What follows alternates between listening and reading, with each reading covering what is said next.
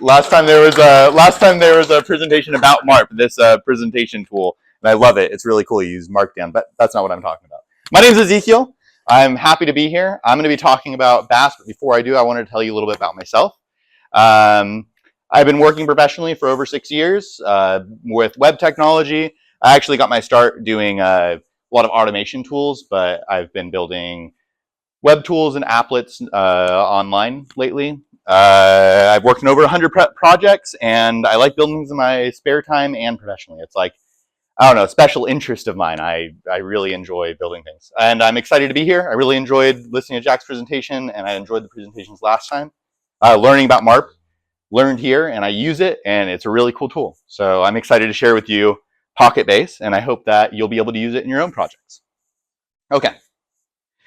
So today I'm going to talk about what is BaaS, what makes PocketBase special, and then I'm also going to go through a full deployment of it together. Hopefully I'm trying to keep this under 20 minutes, but I mean, it's going to be a full functioning app that can work. I have a live version of it that you'll all be able to use in under 20 minutes. I don't know, that's crazy to me that you can actually make that work.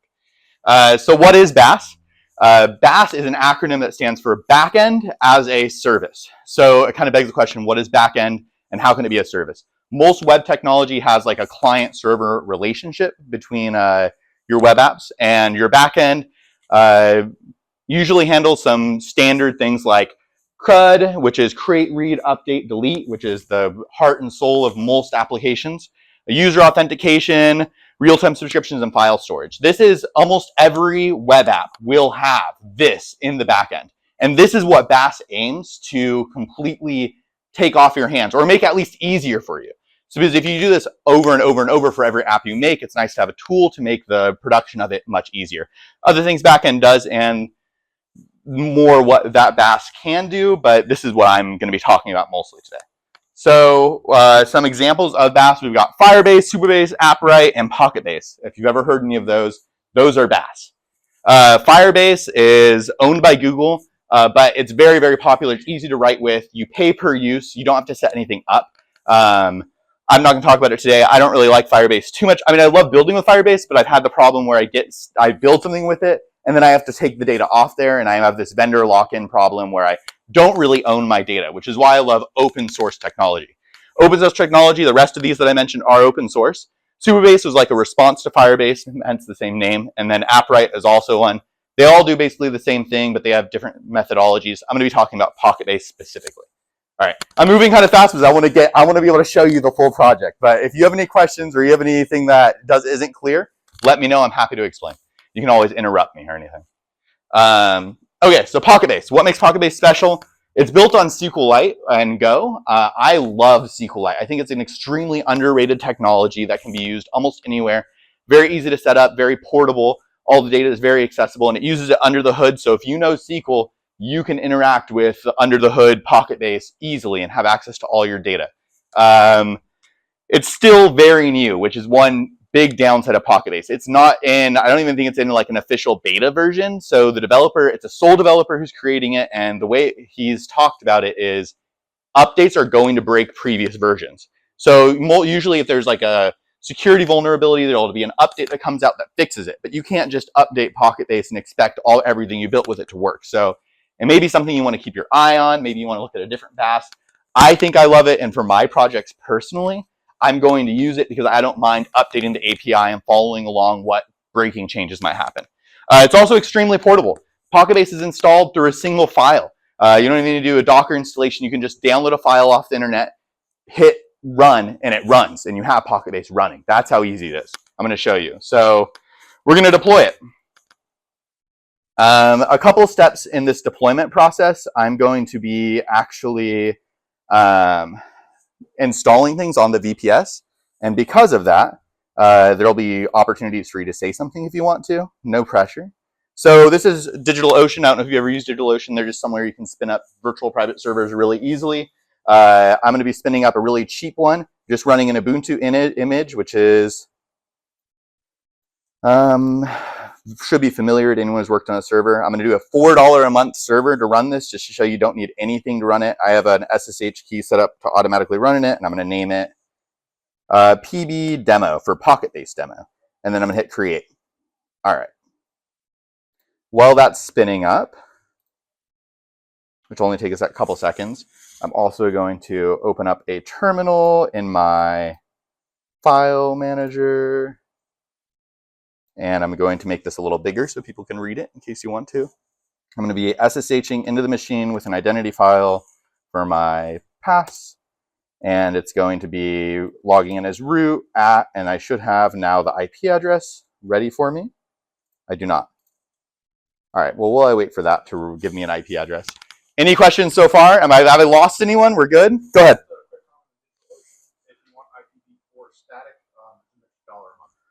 I think actually with their VPS specifically, it's included in their VPS, their droplet. I don't know 100%, but I'm pretty sure that their droplets have it included. They have a couple other services where you have to pay for it. Oh, to retain it after you shut off. Yeah, to retain it, to have an elastic IP is what they call it, where you can shut down the VPS and use that again. I was thinking of like dynamic, like what residential people have, where you have to have like a dynamic dynamic DNS update your DNS resolver. But anyways, neither here nor there. Good to know. Thank you for letting me know. Go ahead. I'm sorry? Mobile devices, web apps, native apps. This is for a back-end service. So this is going to be running on a server, not on your client. Yeah, you can use it on any client. So anything that runs a browser, anything that runs web technology, even with native apps that can do HTTP requests. Yeah. So it deploys an API. All right, I'm logged in. Let's just clear. And then I'm going to do a couple things that I always do when I log into a new server, which is update and upgrade. And I'm also going to be using a couple tools. I'm going to use unzip because it comes in a zip folder. I'm going to use tmux because I like to use that when I'm managing a server. And I'm also going to install SQLite 3. You don't need to do this, but I do it just so that if I want to show you how the database works under the hood, if we have enough time, I'll do that. Yeah, it's so that I can just from the terminal say, open the database and then access it with a SQL command line kind of thing. But it's not necessary to install. Not necessary to install beforehand. SQLite is an embedded database system, so it's included in the PocketBase file when it goes through its installation. And it'll set up the API all for you. You don't even need tmux or unzip technically. You could use tar or whatever, but I'm not as familiar with those commands. So, well, this is installing. Any more questions that are popping up? Go ahead. tmux, yeah, it allows you to manage a terminal interface. Basically, if I want to, usually if you're using Ubuntu or some Linux and you want to suspend something in the background or have multiple windows open, it can be kind of a bit of a pain. tmux is just a tool to make that easier.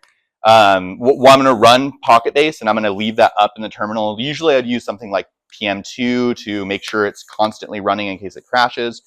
But for this, I'll use tmux to just run it so I can hop over to another window and show you things in the background if I want to. It's tmux. People wondering why it's such a weird name. It stands for Terminal Multiplexer. So that's the MUX, multiplexing. The idea is you're having coming from. What? Where did you come from?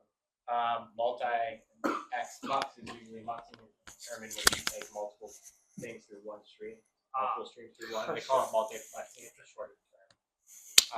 But yeah, that's the weird name. I don't even know what multiplexing means, but terminal, I get that one. I'm using a terminal. Terminal multi, and that's a pretty good description of the tool. It just makes it easier to use a terminal.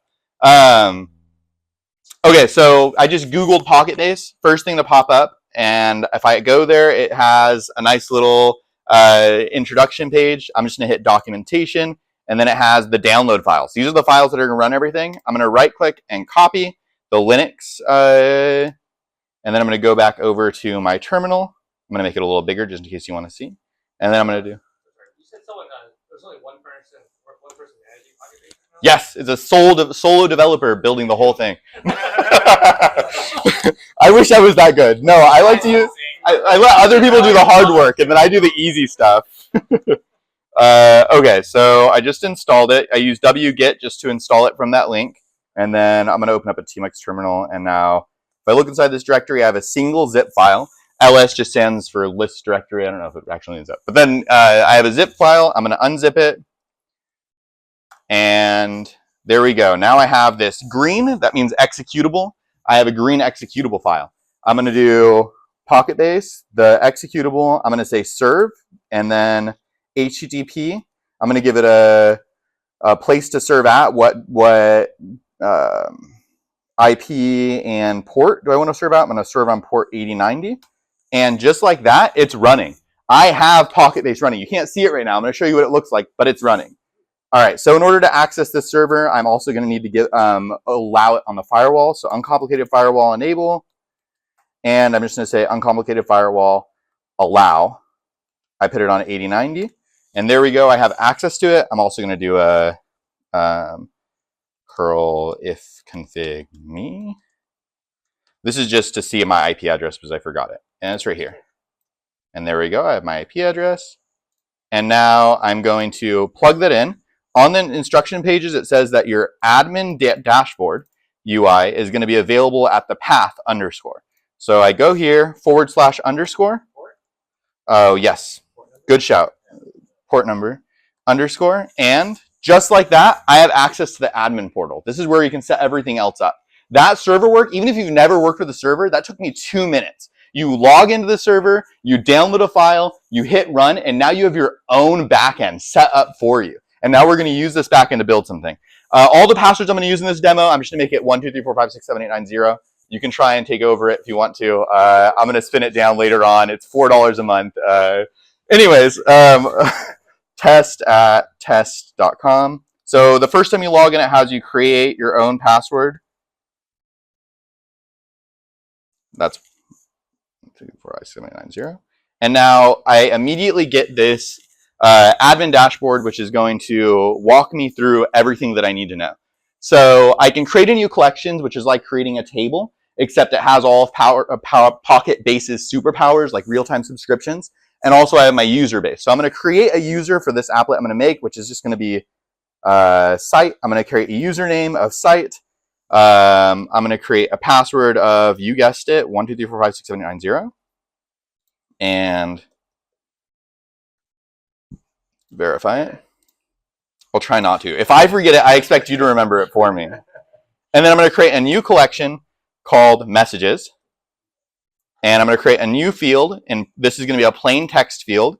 And you can create limits like how long you want it to be, just like you could on a SQL table. But I'm just going to leave it like that for now. Okay, there's a couple things I want to do in here. The first thing I want to do is I want to hit this settings wheel where I edit the collection and hit API rules. These are the rules for who's allowed to access this collection, what users have access to it. Right now, I'm just going to say if you are a user, you're logged in at all, you have access to this collection. So I'm going to say at request, auth, ID is not equal to nothing. And as long as it's not equal to, as long as your ID isn't equal to nothing, you have access to the table, meaning PocketBase has logged you in. As long as PocketBase has logged you in, and there's help pages for all of the different API. You can see right here it says PocketBase filter syntax and operators. If I open this, which maybe I'll open it real quick so you can see it, it has all of the different rules laid out in plain English, what they mean, how to link them together, how to authenticate different user groups, how to make sure you have more complex authentication structures easy to make. And that syntax is built into your admin UI system. I'm going to hit save changes. And then let's go. I'm going to do this in React. Hopefully we're somewhat familiar with React. If not, it shouldn't be too complicated. It should look like HTML, CSS. So over here, I have an empty JSX file. I'm going to do React arrow functional component with export. And just to get my boilerplate, I'm going to add some semicolons because that always bothers me. And then I don't know how to log a user in. So, well, I know I need a few things. For this applet, I'm going to need use effect, use state, and then maybe use ref. Okay.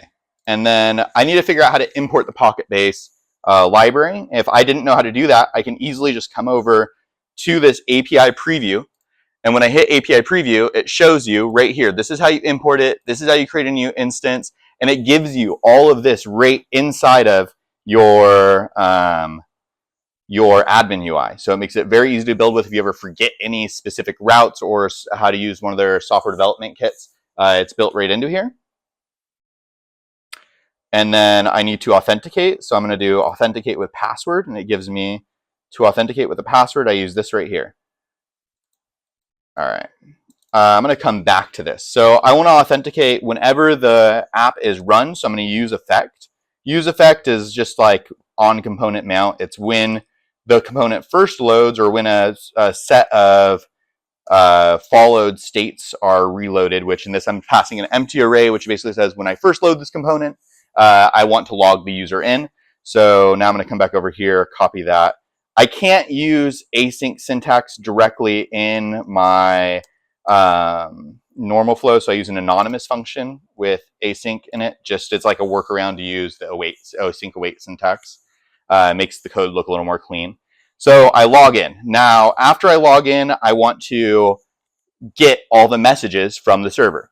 So in order to get the messages from the server, I'm just going to go to Messages, API Preview. I'm going to do this list and search, and I have this right here, get full list. Records equals get full list. Let's go ahead and do that. And that is going to get me the full list. I don't need to sort it. I don't care about sorting it yet. And now I have the records. I need a place to store it inside of React. So I'm going to do const messages, set messages, and equals use state. And give it an empty initial array. And my username was site, and my password was, I'm going to have to star this out. Close your eyes. There you go. And now that I got the records, I want to set messages to be records after I fetch it initially. And that should give me all the messages I need. I also need to do one more thing. I need to run this. npm. I copy and pasted this from the admin dashboard. So this is the currently deployed one. And if I go to users and hit it, it actually propagates the whole API preview with the correct IP address and port of where you can currently access it. So the admin dashboard will be immediately available for use. Like copy and paste, as easy as it gets. Okay, so I need to run this in dev. npm run dev, just so that we can see it run. And then, I'll probably need to click that as well. All right, there we go. We have our app running. Should be running. Maybe it gave us an issue. I don't think it'll give us an issue. Oh, am I displaying nothing? That's why we don't see anything. I'm going to say messages. I'm going to say just a unordered list where I'm mapping out my messages to be, so I'm going to grab an ID and content from the message. I'm destructuring the... Wasn't it called field in your table, or did you write content? I think it's called content. Or is it called messages? It is called... I see field. Yes, it's called field. Good shout. I'm going to use li and field. And then inside here, I'm going to have key ID. And let's also create a form, which for now is not going to do anything. And inside of it, we're going to have a input. I did do some very, very basic styling for this demo. An input text, which we'll name in a second, and a button that says post. Now if I run over here, you'll see that I have this messages, could not reload, contains syntax errors. Let's see, that might be as I saved in between. Okay, we're good. So right now there's nothing in messages because there are no messages. Let's add a message. Let's add a message of welcome devx. Create. And now if I refresh my app, it should say welcome devx. And now this is a front end that's connected to the back end and has messages that will post. That was pretty fast, but I have a couple, just a few more things. Obviously, if I type in a message, I want to be able to add it. So I'm going to say const add message equals event, and we're actually going to make this async. And Now we want to add a message. I'm going to come right back to the admin dashboard. I'm going to go back to the API preview for create rules. This is how you create. Just like that, I have the create in there and copy and pasted it. One more thing, super, super easy to add another endpoint. And then what am I adding? I'm adding a message or field, which is, what is this field going to be? Well, I have prevent default. So whenever you're working with a form, the default action is to refresh the page. We're not going to be refreshing the page, so I want to prevent the default action. And then I want to get this input field right here, which I'm actually going to call it message or MSG. It makes my noodles good. And then I'm going to say const field or data is equal to new form data target. And then I'm going to do const field equals data get MSG, just like that. After I create it, so I can just do that. After I create it, I'm going to want to reset the form. So target.reset, and that should give me, and then also I need to say on submit, it does that. So on submit, add message, easy, easy. Let's go back to our app. Now, if I add a message in here, if I say hello there, it's giving me some, I hit post. It doesn't look like anything updated. I hit refresh though. Oh, did I hit a, no, I hit refresh and I have both of the messages in there. One more last thing I'm going to add to this. It's magic. I love this. I'm really excited about how quick and easy it is to deploy with this. Hopefully this is a little exciting for you too. Last thing is I'm going to do a subscription to real-time events. And then you can open it up and you can message and watch everyone else's message pop up if you'd like to. So now a real-time subscription, usually you'd have to worry about WebSockets or polling the back end. It's extremely, extremely easy with PocketBase. I'm going to come over here to my use effect, which on load it. So this is when the component loads, I'm checking the collection, but I'm also going to subscribe to when the collection updates. So I'm not doing a specific record ID. I'm doing all records. So I put a star there. I don't need any filters or anything like that. This is a really simple example. And I'm basically going to say, I also need to unsubscribe on whenever the component unmounts, I need to unsubscribe. So in React, when you return from use effect, it's when it unmounts or dismounts. I'm going to hit unsubscribe. So now I subscribe and I unsubscribe, and I'm going to refresh. And basically, whenever I subscribe, so if the action is equal to create, then I want to I want to set messages to the current. I want to set whatever the current is, and then I'm going to also add the record. And that will give me, when I'm on here, let's refresh just to make sure it did it, hello. And you'll see as soon as I enter it, it immediately pops up in the chat. Extremely easy to have the subscription. I can type a couple more things in there and you'll see that as I type and hit enter, it's adding each message into there. Obviously, if it's a real app, you'd want to style it a little better, add some rules to scroll down or capture how big your fields are. But that's a messaging app in about 20 minutes from start to end, including my presentation part. The backend's handled for you. You have real-time subscriptions. Everyone who's logged into this will see the exact same thing and it'll work. I looked at load balancing for PocketBase, and on a $15 DigitalOcean droplet, it was handling over 500,000 concurrent users with real-time subscriptions to the database without a significant drop in latency. That means for $10, you can handle a messaging app that has 500,000 users. That's crazy, and from a single file that you just load immediately. I'm also going to, right here, go to the next page. If you want, there's a QR code to the app live right now. If you wanted to scan it or anything, you can actually send messages. It's all just up and available.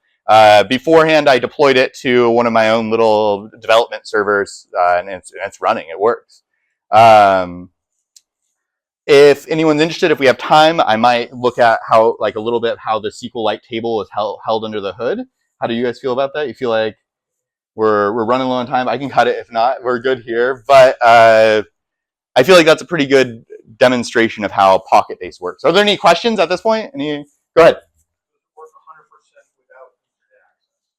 So can you deploy it on a private Yeah, network? you can deploy it locally, no problem. You can even run it. I saw someone running it off of one of their old phones on like a local network. Yes, you had a question? Yeah. So this sounds a bit like a CMS, like a headless CMS. It is. So CMS is aimed more towards people who low code, no code. They're trying to be able to interact and update content, right? It's a content management system. This has the capacity to be able to do things like that, but it's aimed more towards developers who want access to extend a framework, to work on it under the hood, and to be able to use it for some of those repetitive tasks. But it is, I think that, yeah, you could compare it to CMS, helpful technology to manage content. Go ahead. I think maybe this might be an iteration of his question, but maybe more specific. If, say, your backend is running on a DigitalOcean droplet, yeah, but the user loses connection because they're on a plane or something, and they have the app loaded, let's say it's a mobile app or something like that, so they're offline, can they still interact with locally with the app to some degree, the records being written locally, and then when they get connection, does it yeah, synchronize data if connections? So it doesn't have like a I know SQLite is like a distributed database. You could have it running locally on your device and then have it sync kind of thing. It doesn't do that exactly, but you can, I mean, with like PWAs, you can have a content script that manages how offline activity works, and the server development kit will still work and everything. It just will have trouble sending the message, and you probably have to gracefully handle those exceptions that are thrown when it tries to send it. Any like CRDT type capability like that? I'm not familiar with CRDT. Like that was stored and forward. So if I type in 15 messages, I get back on the network. We'll then upload those. No, you'd have to handle that manually. It won't automatically handle like syncing the data. Yeah. But you can probably. Yeah, it wouldn't be hard to set up like a quick little, if message fails to send, put it in a queue to send, and then, but you. All conflict resolution has to be managed on your own. Well, conflict resolution is handled by the PocketBase internally. Like if you have two people trying to upload with the same ID, it has its own way to gracefully handle that. It just won't. It may not. It'll send you an error actually if you're trying to overwrite an old, and it'll give you an exception with a title that has like description of how that error happened. Does that answer your question? Yeah. Okay. I have a question. Go ahead. Is it the PocketBase the only one or some other BaaS support real-time connection? No, most BaaS will handle real-time subscriptions. This is something that almost all BaaS do. What makes PocketBase special is it uses SQLite under the hood, it uses Go, and it's very portable, very easy to deploy, single file to deploy. You've deployed, have you ever deployed Apple, or did you use... I've deployed Apple. It can be a little more challenging than this to deploy on a server. You have to make sure you have dependencies installed, or you have to use Docker to containerize it.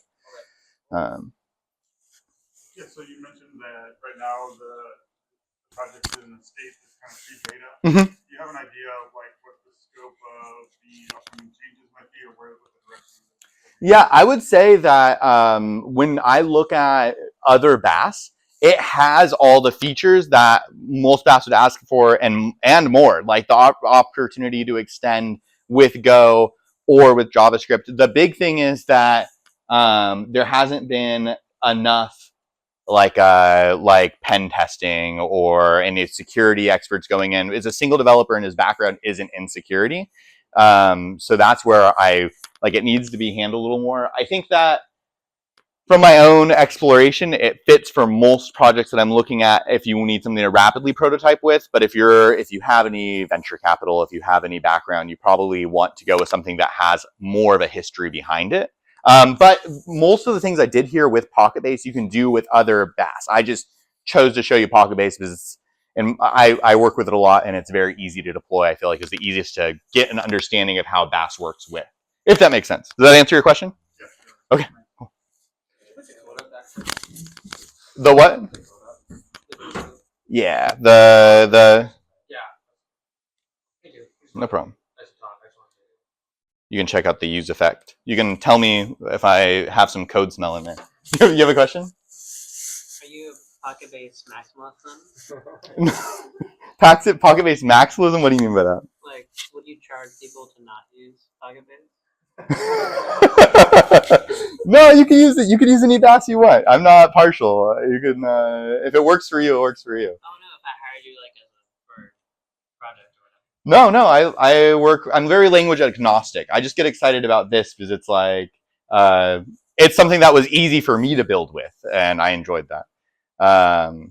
No, but I've actually never used it in production. But that's because my clients they have AWS accounts set up, and they have me in there, so I'm stuck in the AWS ecosystem. And I could use their EC2 to deploy my own, but I'll just use Dynamo and all their like what is it? Amplify, their development studio codelet and everything.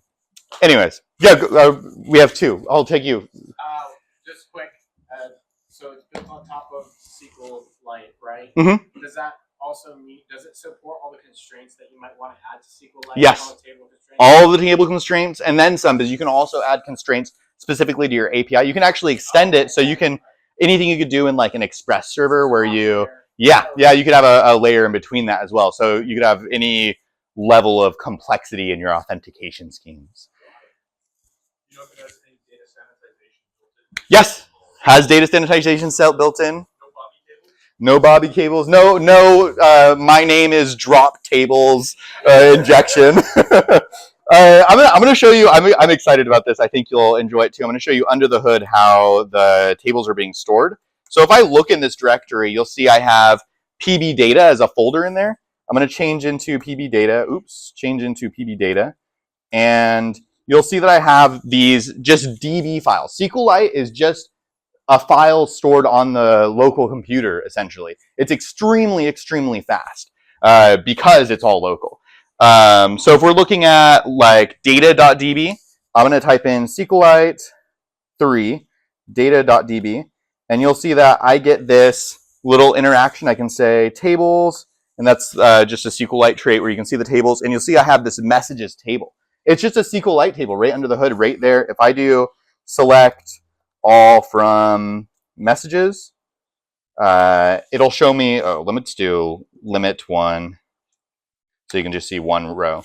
So it looks kind of ugly now, but that's okay. Just this underneath here, this is one row where it has the create time, the message field itself, the ID of the record, and then also any update time. So whenever someone updates a message afterwards, it keeps track of that for you. All the data is just stored in SQLite. You can copy that file, back it up wherever you want. You can send it to another system. If you upgrade, if you scale vertically, you can just put it on a bigger machine and just copy that one file over. You have that in your system. Extremely, extremely portable, easy to work with. Whereas if you're using like PostgreSQL or something, which has advantages, there's different use cases, you would end up probably having like a remote machine that you have to transfer the file off of or download it in a different way. There's backup tools for stuff like that. But this is, anyways. One more question. Yes, and then I have some more back there. Go ahead. Gave me more questions. Yeah. Does it offer any plugin system, if not the ability to handle replication if you want to scale horizontally? I know SQL is probably no horizontal scaling. That's one huge downside to it. However, I will say that in majority use cases I've thought up, I'm talking 500,000 users. SQLite, I think, is an underrated technology. People talk about it like it's meant just for embedded systems, but you can have databases that are several terabytes big. It's not hard to attach a volume to a VPS. It's pretty cheap for storage. And with Wall, it's like a write ahead logging. It handles like multiple people trying to write at the same time. Like I said, with load balancing on a $10 VPS, over 500,000 active concurrent users. Yeah, I guess data load only can scale up with larger hard drives. Yeah. Well, the scaling up is like the vertical scaling is more of for handling more concurrent writes and reads.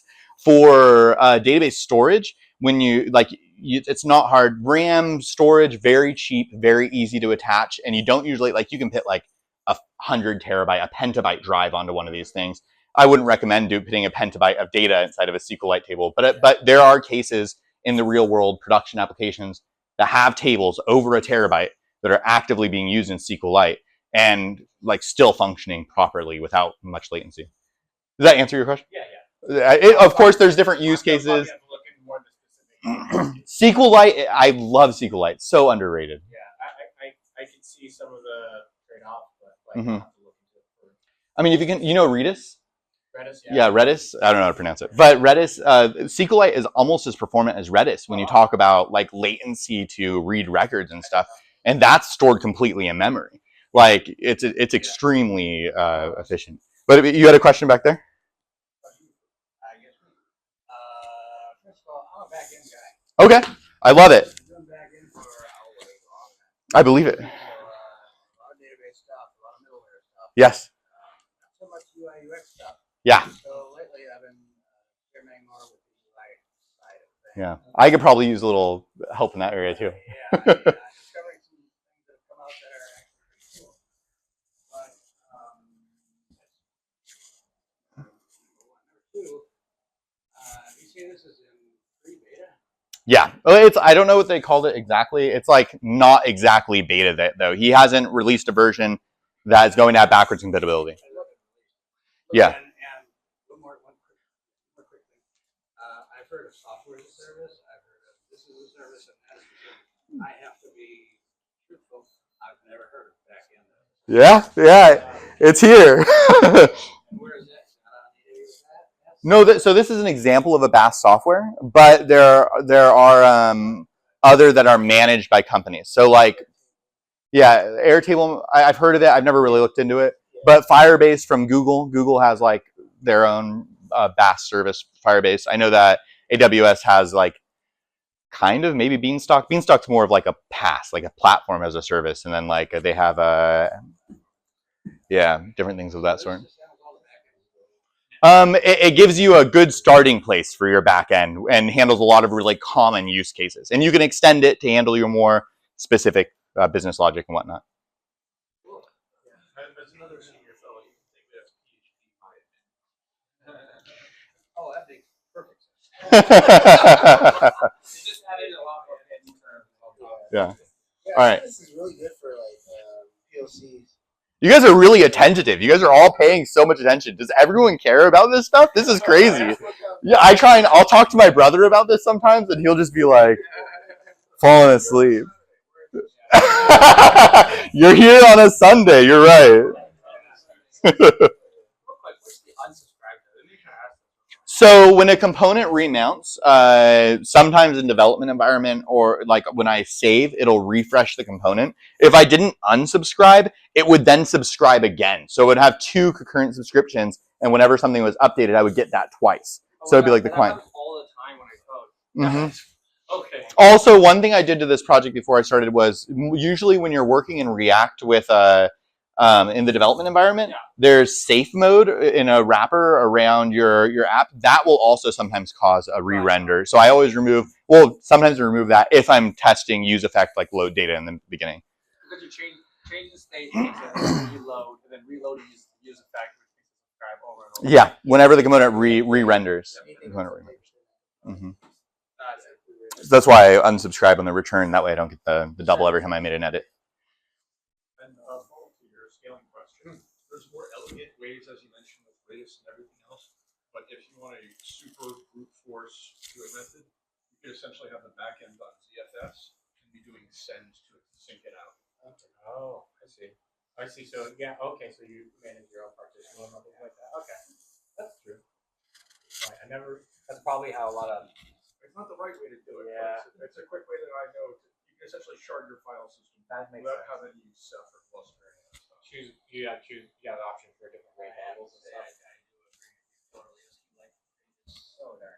It's really cool. I think it's extremely underrated too because of its history in embedded, which is good for embedded too. But that's off to authentication. I've got a tool that I use. I saw something where someone, what is it called? I can't remember the name of it, but you can have like a SQLite database stored in your local storage. It's not called local storage; it's called something else. And you can, IndexedDB.